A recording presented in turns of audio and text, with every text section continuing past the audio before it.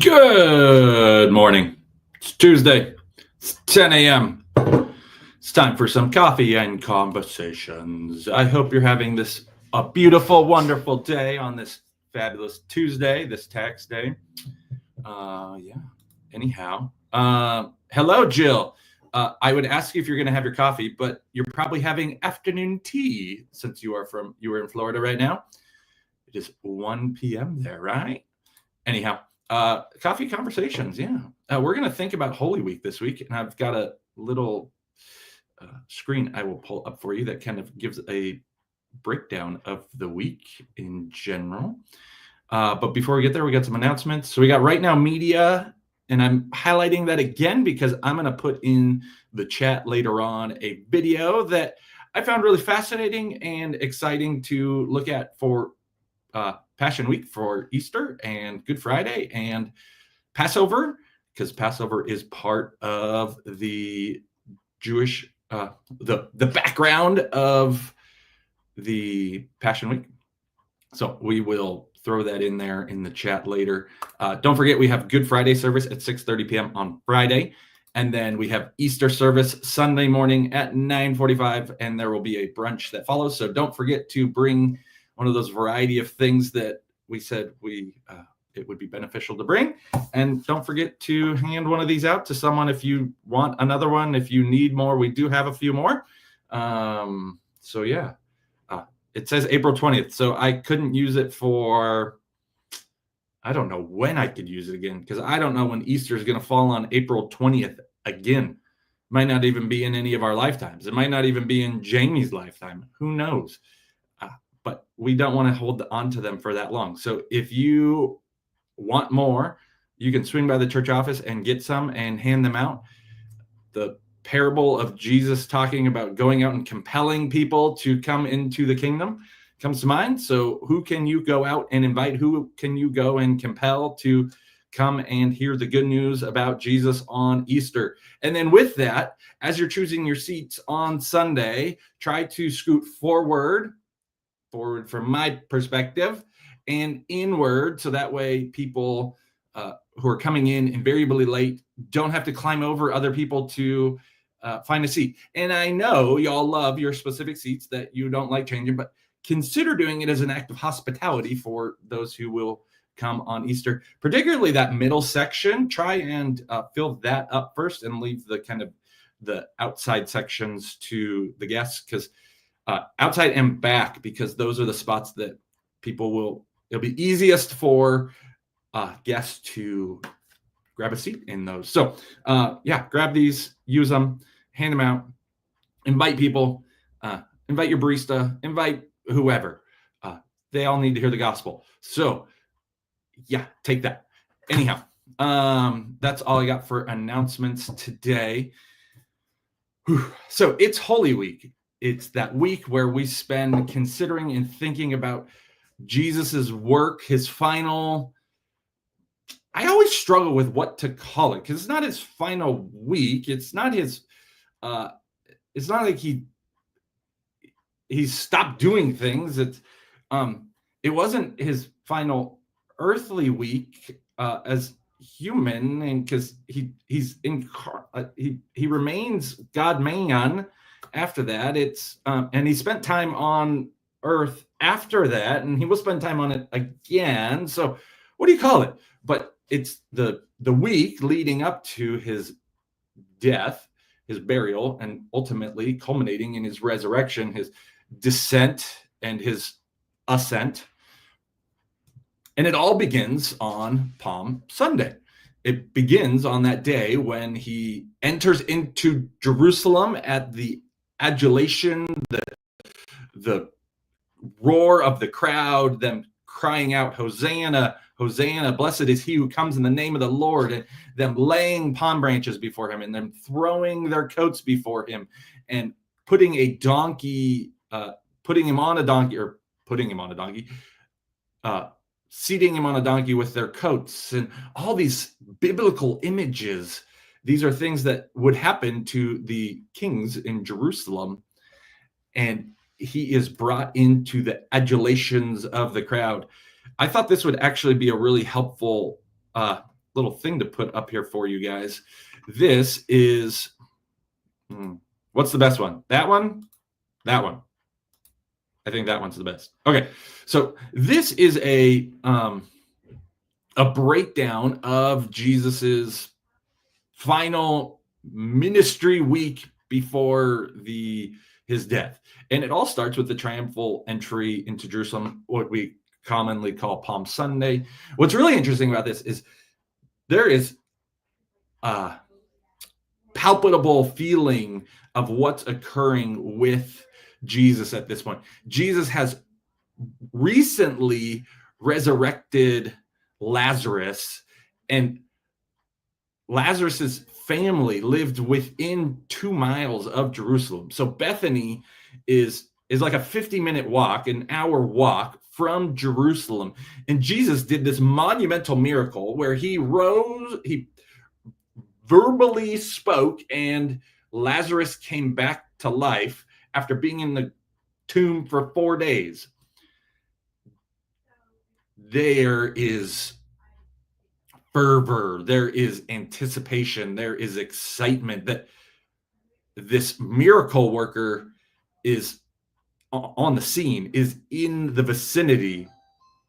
And what's going to happen? The Jewish religious leaders have committed themselves to killing Jesus. They even want to kill Lazarus. They want to get rid of both of them because they're evidence. Lazarus is evidence of Jesus's power.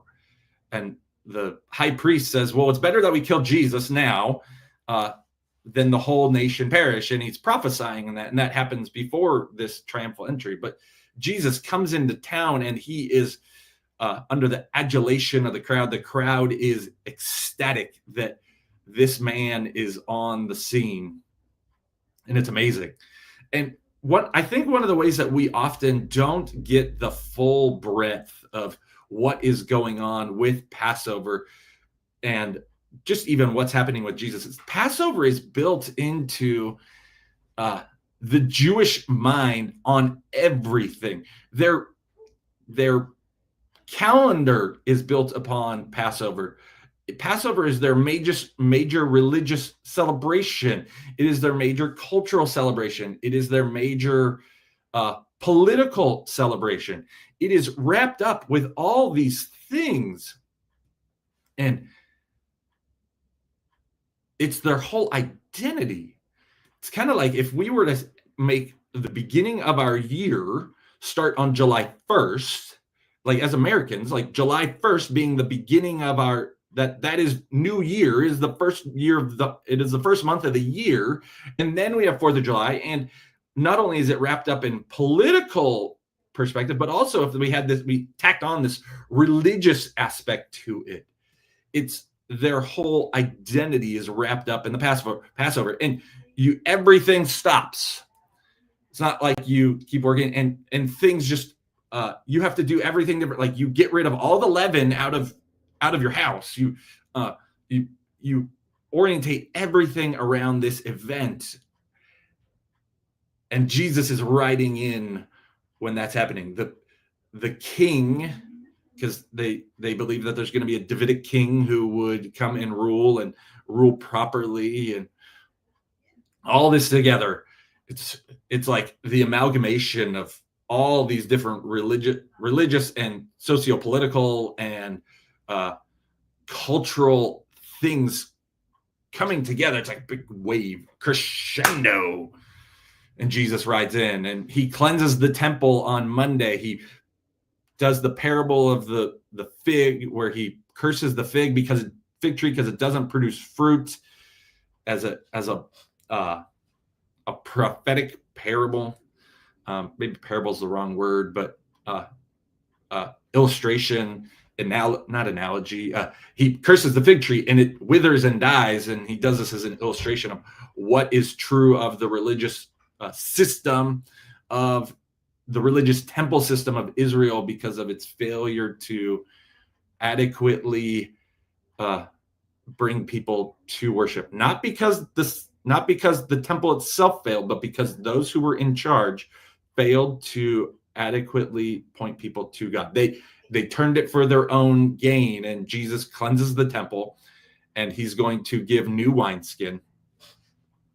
And then the Sanhedrin wants to challenge Jesus' authority. So they bring questions, and they invariably find that they fail. Jesus foretells the destruction of Jerusalem and his return. He teaches these on Monday and Tuesday in the temple precinct. He teaches. Then this list, Mary anointing Jesus at Bethany, there's some question of when this occurs. It might actually be on before that, because John actually places this before the Passover week. The other gospel writers, where they put it, it seems like it's in the middle of the week, but there's not an actual timestamp with it. And so it might be that it's actually earlier in the week. Here's what we do know is that Mary anoints Jesus in Bethany, according to John. Lazarus, Martha, and Mary throw the party, but it occurs at Simon the leper's house. And so, and according to Mark, Mark doesn't name Mary. John does, but the rest of the details are all there, and John actually puts a timestamp on it before 6 days before the Passover, which is Friday, and so it's probably happening on Saturday, the week before the end of the week before Passover. Doesn't matter when it actually occurred. It matters when it occurred, but that's not something that should hang us up in that, because I think it's Matthew and Mark both tell the story, but they don't. They put it in the middle of kind of telling the story, but they're not necessarily trying to give us a strict chronology of events leading up to it. It's just thematically, this is an event that is preparing Jesus's body for baptism. She is doing an act of devotion, great devotion. The amount of money that is wasted on that is significant, but she's doing an act of worship. And so it's good to spend money and do things that adore the Lord. Judas, the one who was like, well, I can't believe they wasted all my, like, he's saying that because he wants to line his pockets. But sometimes people will use that kind of thinking of like, well, we could better spend the money helping feed the poor instead of doing something else to help us worship God. We see that it is valuable to give money to care for the poor, but we also see that it's valuable to give money for temple worship and not temple worship, but worshiping God through physical things. And so Mary anoints Jesus at Bethany, and then Judas bargains with the Jewish rulers to betray Jesus. Now, you'll notice that there's nothing that is happening on Wednesday. Wednesday, it's kind of low-key, silent day. Then Jesus spends Thursday, he eats the Passover meal with the disciples and institutes the Lord's Supper. He washes their feet, and then they depart out of the house where they're having the Passover, and Jesus prays in the garden for the disciples. We see his high priestly prayers, what it's often called. And then he is arrested on Friday, technically. So in the Jewish mindset, the day begins when the sun, the top of the sun crosses the horizon. So when you can no longer see any sun on the horizon, that's when the day begins. So Friday, they go night to night instead of morning to morning. We tend to think of it in like, the day started at the sun rising. That's when we tend to think of the day starting. But in their mindset, it's in the evening once the sun has fully crossed it over. And that's rooted in Genesis. And it says, and it was evening and it was morning. So their concept, their worldview is structured and ordered according to the creation account. And so the day begins in the evening. So Friday, Jesus is arrested and betrayed in the garden. Judas leads the band of soldiers to come and get him. Peter tries to chop off a dude. Peter tries to do something, and all he does is hit the guy's ear. And how you only hit his ear is pretty impressive. The Lord must have been in it, because at minimum you would think as you're swiping, even if you dot, like, who knows? I like to give Peter a hard time, but who knows in that moment what you're doing? But Jesus says, put the sword away. Jesus heals the person whose ear he's cut off. He's then led away to be questioned by Annas, the former high priest. Then he's condemned by Caiaphas and the Sanhedrin. Peter denies Jesus 3 times. And then Jesus is formally condemned by the Sanhedrin. Judas then goes and commits suicide once he realizes what he did was wrong. But he never repents. He just feels worldly sorrow. Judas never repents of his actions. He just feels the crushing weight of guilt of betraying Jesus. Never seeks forgiveness. He never does anything to correct the problem. He tosses the silver back to the Sanhedrin and says, I don't want this. And they use it to buy the place where he would ultimately be buried.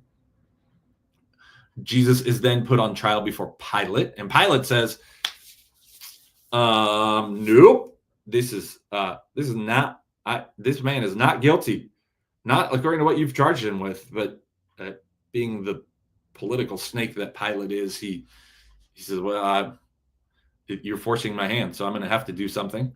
And then he makes an appearance before Herod Antipas, which is Herod the Great's, can't remember if it's son or grandson. Son, I'm pretty sure. And then because there's Herod's grandson, I think it is the one who's primarily featured in Acts. All the details. The family tree. Herod's family tree is wonky. He's put before him. At this point, Herod and Pilate become buddies. They hadn't liked each other before. And then Jesus is formally sentenced to death by Pilate. He's mocked. He's beaten. He's scourged. He's the centurions and the Roman soldiers. They get a kick out of being cruel to Jesus. They get a kick out of being cruel to everyone. They like take great pleasure in hurting people. They have to be sadists. They put him in purple robes. They take his clothes off. They put the crown of thorns. Jesus goes through this immense, incredibly painful, demoralizing, degrading event. And then he's forced to carry the means of his execution to Golgotha. And while on his way there, Simon is forced to carry Jesus's cross because Jesus can't carry it himself because of blood loss and all of it. He is then hung between the 2 thieves, and he utters his statements on the cross. He is mocked and ridiculed, and all the while, what the people don't realize is they're actually enacting Psalm 22, that he would undergo these things for the sake of his people, enacting and causing Isaiah 53 to take place. He was pierced for our transgressions. He was anointed with our iniquities. He had no form or substance that was worth looking at. He is beaten, battered, broken, and undergoing the high point of human cruelty and death in the crucifixion. The Romans were good at killing people. They perfected it. And the cross is, I don't know if it's like the actual high point, but I don't know how much worse it gets, just because the amount of pain and torture it accomplishes. The fact that you put nails through the most painful spot, nerve ending wise, in a body, and you cause them to have to push up against them repeatedly just to breathe. It is meant to be slow, arduous, and painful. And he takes it. But that's not the worst of it for Jesus. He takes the Father's wrath too. That the wrath of the Father is poured out on him. He experiences the wrath of God being poured out on him in the midst of this event.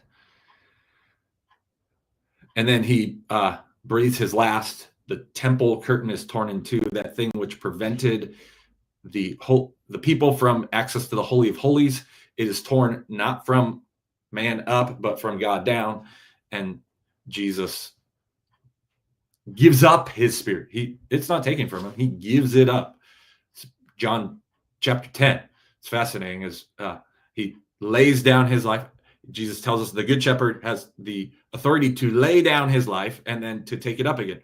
And that's actually going to be one of the texts we look at for Sunday, for Easter, is that Jesus, the good shepherd, lays down his life for his sheep, and he takes it up again. He has the authority to do that. No one took it from Jesus. He willingly gave it for the joy set before him. He endured the cross. He is then buried in the tomb of Joseph of Arimathea, a rich man who cared for the body of Christ. He puts it in the tomb. The women want to anoint Jesus's body, but they can't because of by the time Jesus's body is laid in the tomb, it's the beginning of Sabbath. And so they tell themselves they will come back on Sunday morning to anoint his body for burial. His body is taken off the cross. It's put in the tomb, but it is not anointed. It's not prepared for burial the way that you would normally prepare a body. And so they need to do it, but you don't work on the Sabbath. So they're not going to do it, and they will come back Sunday morning. That's why they come back Sunday morning. They want to do it like first thing when there's daylight. They need light to do it. And so the sun needs to be up. And so they couldn't have done it at 8 p.m. on Saturday. Even though that would technically be Sunday, they need the light to be up so they can anoint his body. And they come, and lo and behold, his body is not there, and the tomb is empty. And so then they get Peter and John and tell them about it, and Jesus's body is gone. But what's fascinating is the shroud, the clothes, the things that he had on, they're neatly folded. If you're ransacking a tomb, you don't neatly fold the things that are there. If you're grabbing the body to discard, to hide it, you don't leave those things. You take them with you, or you just actually you would take it with you to kind of make you think, it's the body, it's gone. His body's gone. He must have been right. But no, it's properly folded, showing intentionality that the body was removed, or the body was not removed. The body, like, he got up and he walked, and he folded the shroud that was on his face. Just shows the validity of his resurrection. So, friends, that is Holy Week. It begins with this triumphal entry into Jerusalem, and it's high point, and it descends, and then it to the moon. Glorious day. So, friends, today, you could go, if you wanted to reflect on it, you could go read these passages and see what's happening in it in Holy Week. And then Wednesday is just quiet. And then you could read these. One other thing I was reading said that Mary might have anointed Jesus at Bethany on Wednesday. I do think it's probably best to put it at the before Holy Week, but as like a preparation for Holy Week, to think of it that way. Mary is preparing Jesus for all the stuff that's going to happen in Holy Week.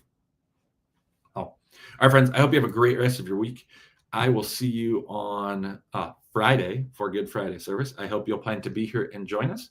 And then I hope you'll plan to be here for Easter as we celebrate the Lord and his resurrection.